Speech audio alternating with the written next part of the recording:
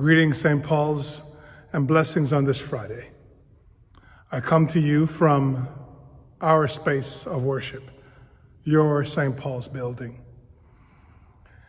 Last night, I spent some time watching the news and the events that have been occurring in Minnesota, the rioting and the burnings.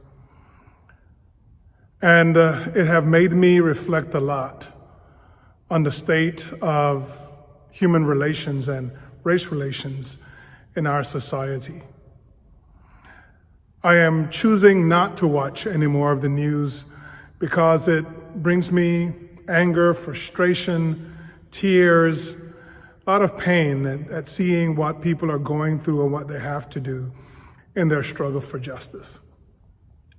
At the same time, I am choosing not to judge the way people are choosing to express their frustration at their situation. Why? Because if nothing else, history has proven that time and again throughout human history, peoples of different societies, of different times, of different classes and states of being, have done what they have felt they needed to do in their struggles for justice, equality, fairness, and so on and so forth. There are many instances in human history where people have risen up because they have felt that the situation they're living in is not the most appropriate.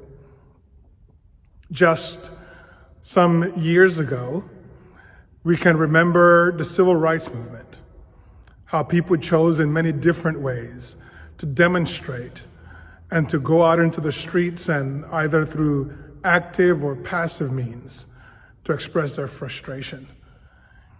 Going back a little bit further in U.S. history, the Boston Tea Party and the American Revolution were signs of frustration from the people who lived in this land who felt that they were not being treated properly by the British who had rule over them. That is how this nation was born, out of frustration, demonstration, and revolution.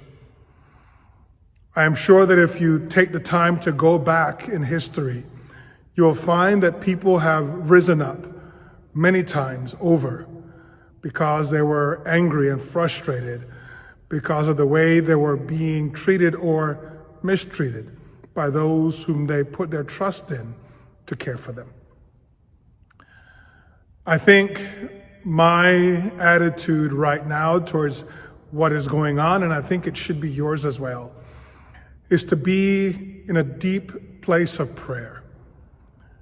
We are called to pray for peace, but at the same time, we must work for justice. We must do our part to make sure that in our day and time, people find that the way they are treated is just, that they are seen as equals and not as collateral or expendable assets. My dear friends, as children of God, as Christians, we are called to shield the most vulnerable in our society. We are called to feed the hungry, to preach liberty to the captive. And sometimes people's hunger is not for food, but rather for a sense of safety and security. Sometimes what we're looking for as human beings as justice is not for a judge to say that someone is guilty or innocent, but rather that everyone is treated equally. So my dear beloved in Christ, on this Friday, the last Friday of the Easter season, as we prepare to celebrate Pentecost, I ask you to be in deep prayer, for the lives of the people of the cities of this country. And I ask you to also extend your prayers throughout the rest of the globe, Because whether we want to recognize it or not, there are people all over this planet of ours that are living in situations of misery and injustice. And it is our duty to spread the goodwill of our prayers and of our work to them as well. May God's peace reign upon earth, and may true justice prevail for all of God's creatures. Have a blessed rest of your Friday, St. Paul's, and I look forward to seeing you on Sunday for our services at 8 and 10 a.m.